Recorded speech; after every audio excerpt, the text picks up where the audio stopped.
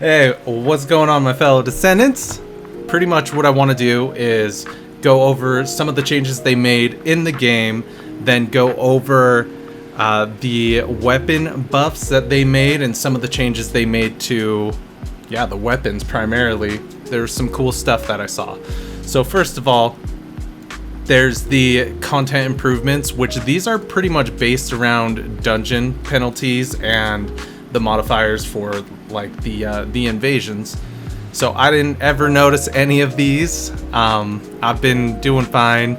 These do seem pretty impractical and ridiculous, so I'm glad they took them out. If you've been struggling with it, definitely good news all around. Cool. The things that I found concerning was a lot of the changes that they made in the INTERCEPT battles. So there are some cool things. They have HP orbs that appear in the battles. They now recover 25% instead of 20%. That's nice. It does make a big difference. I've already noticed. 16% max MP instead of 13. Cool, thank you, I guess.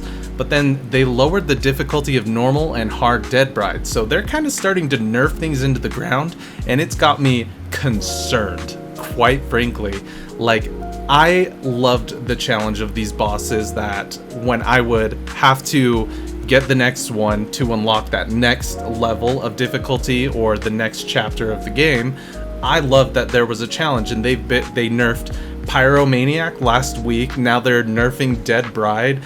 Next thing, they're gonna say that they nerfed Gluttony, which is crazy. You know, they shouldn't go so hard into the ground, because right now I'm clearing invasions in 2 minutes. I have like 9 minutes to do it. It's between 2 and 3 minutes that I'm clearing it.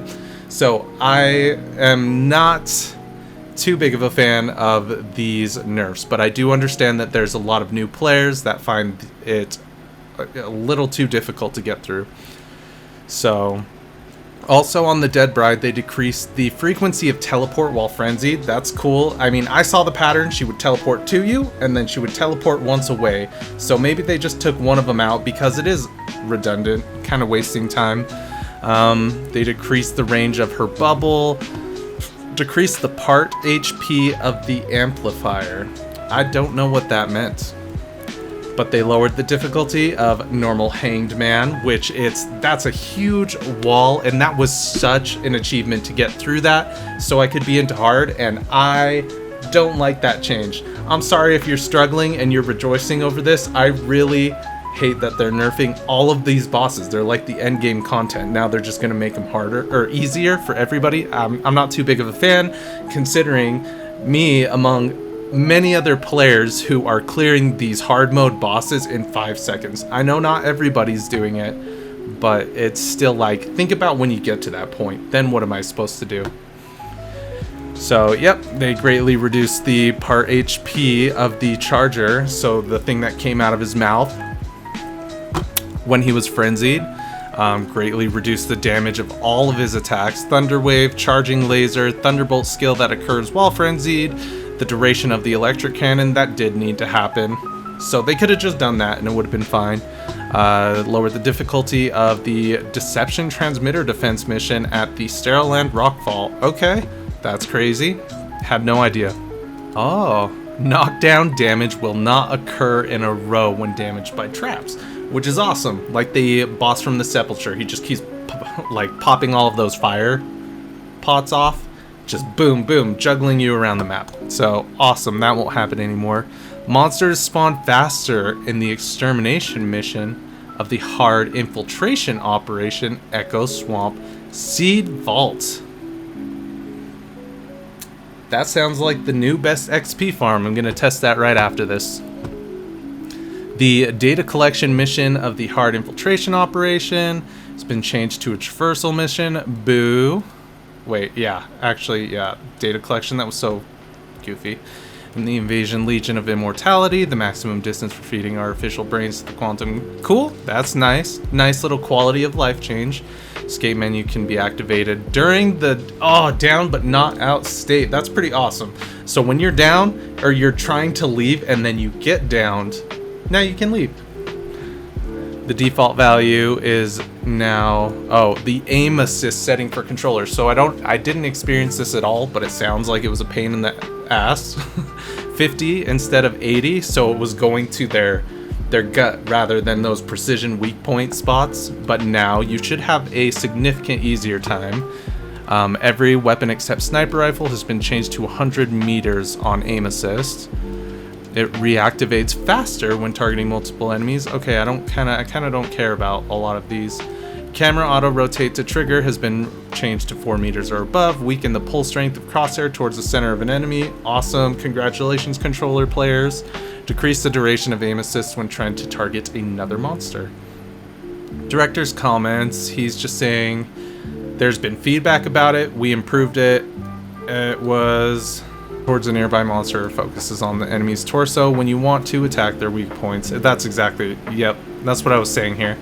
Added page 13. Oh yeah, I don't know if you saw, but the battle pass got the crystallization catalysts and energy activators. If you haven't seen that yet, open up your battle pass, you just get a free one. Or once you hit level 96, I believe. So yeah, they added it temporarily because people were upset about the battle pass not having much. That's awesome, but I still want more paints and ultimate skins, like for my weapons. So this is the part that I really wanted to address, the ultimate weapons. They improved the base performance and unique ability of Wave of Light, which is interesting. It seemed pretty strong, so now they're improving the base performance and the ability. So they decreased the recoil of Solar Halo while increasing the firearm critical hit rate, increased the duration of the effect depending on the enhancement level. Hitting enemies while Solar Halo is active now creates dusk, inflicting Lunar Halo to enemies within the range. That's kind of cool, so it's not a single target anymore. Firearm attack increases on hitting enemies inflicted with Lunar Halo. Improve the base performance and unique ability of the ultimate weapon, Kingsguard Lance. This all sounds interesting. I actually skimmed this before.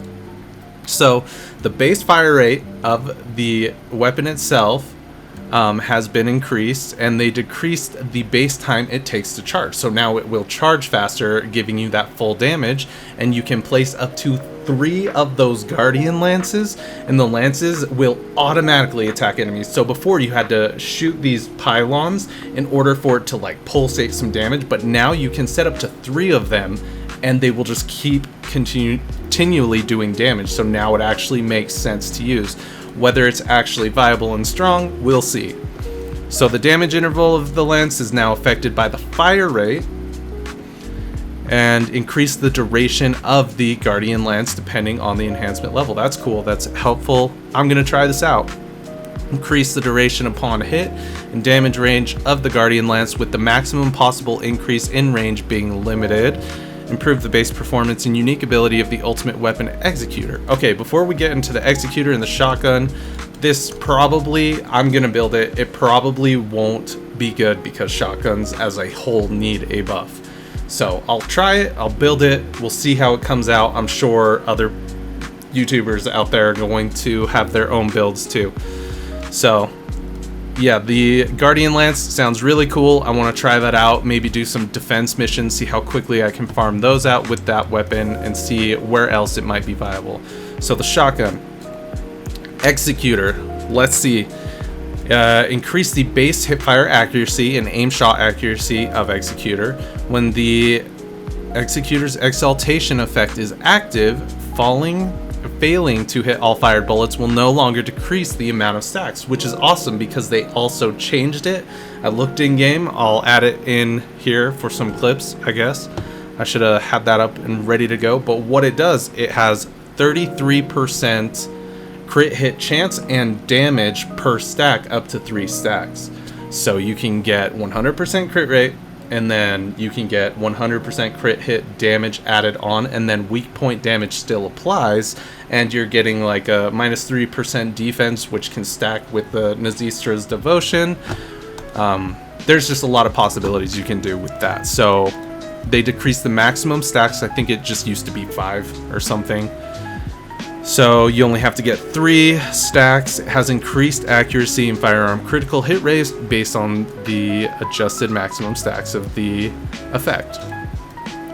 So firearm critical hit damage and fire rate also increased now as well. So you're getting huge damage, perfect crits. We'll see how it goes. We'll test it out. So at max stacks, it now increases weak point damage instead of firearm attack, which, if you haven't noticed, all of my weapon builds that I really devote myself to, they are weak point damage, which I'm also posting a Nazistra's Devotion weak point build, which is really strong and really high in utility, good with your team. So weak point damage in this game seems to be a big multiplier. So firearm attack no longer increased when hitting enemies afflicted with electrocution. Boo, that seemed like a fun perk. Improved the base performance and unique ability of the ultimate weapon, Peacemaker. Not many people have this, I think. Maybe we all have it now because there's so many hardcore gamers and so many people are getting Haley now, as well as just needing Valby. So you're in a pretty good place to get this. Let's see if it's worth it. So the single reload 4-piece effect is now granted when using a fusion skill. That's cool. That just opens it up to pretty much all Descendants, Fusion, and Dimension, I believe. The skill cost of the single reload 4-piece effect now decreases depending on the enhancement level. Increase the non-attribute skill power per stack of the single reload 4-piece effect. So it sounds like they want me to throw it on Eugen. Improve the base performance and unique ability of the ultimate weapon, EXCAVA, which, good, they should have. Oh my gosh, they gave us just garbage. They're like, welcome to Season 1, here's your Battle Pass 1 weapon, and it sucks. Yeah, fuck that. So, how they buffed it, they decreased the maximum stacks of voltage charge depending on the enhancement level in order to grant the energy grenade effect more quickly. Sounds cool, just boom, boom, boom, boom. Additional damage for shooting while aiming when the energy grenade effect is active, depending on the enhancement level. Slightly increase the projectile size of the energy grenade. That's good. It was very underwhelming. Increased the electric resistance decrease of the voltage accumulation effect, depending on the enhancement level. UI UX, they changed the filter. I don't use this. I don't care. I just junk it all, and then I look at what has to. It's really fast now in the menu, and then I just unjunk it. I'll just look at it. It's good. Keep it. It's bad. I'm not going to use it. Keep it junk. So now it functions by specifying conditions for which ones do not designate as junk. I'm still faster than their filter. I don't care. F all this. So, made improvements so that players can move between inventory and map more easily. Pressing the map button in the inventory menu to send its customized consumables battle pass shop allows you to enter the map screen. Pressing the inventory button in a map menu allows you to enter the inventory screen. I always noticed that. It always bugged me. If you pressed the wrong button, you had to like escape out first. Terrible. So you can now bind hotkeys for all of these different menu items. So if you are buying in the shop like crazy, hotkey that shit. You can now immediately choose a selectable reward before you begin hard infiltration operations. The weapons list, that is interesting. I'm gonna try that out. The weapons list in Customize Now displays the status of skins for each weapon. At the library, the items obtained from research are also displayed in acquisition info. You can also check tooltips for amorphous materials now. Change firing mode in the gameplay setting is now enabled by default. Good. Bug fixes. Automatically switch to the tracked items tab upon entering the research screen if they're completed or in progress research items. Fix an issue where the usage button is not displayed for the tooltips of certain common skins. You know, I don't think I noticed or cared. Here we go. Descendants and Ultimates. Oh, these are bug fixes though.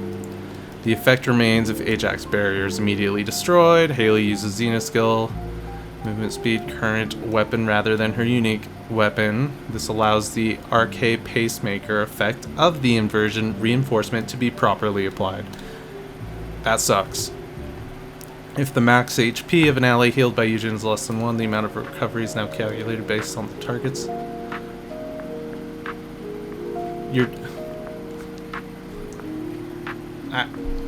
I don't know. I don't get that, I guess. Okay, miscellaneous. Couldn't collect Ironheart particles. Sweet. After the hotfix patch, reward will be automatically excluded. They didn't do that, whatever that was. Interacting with with a named monster could complete the mission. Fixed an issue. This hasn't been fixed. In the Invasion Order of Truth mission, where interacting with a drone before starting the battle with a named monster could complete the mission. Interesting. So it's not fixed yet. Fixed an issue in the Invasion Legion of Immortality mission, where dying during the battle against a named monster could cause certain UI to not properly show up. Fixed an issue in the Agna Desert, the Asylum, infiltration operation, dying during the... yeah, same thing. Aw, terrible. Well, those are the notes. So the most important things are the weapons, which I'm gonna go build Executor. I'm actually just finishing my Peacemaker, so we'll see how that all comes up. But yeah, that's Hotfix 1.1.2.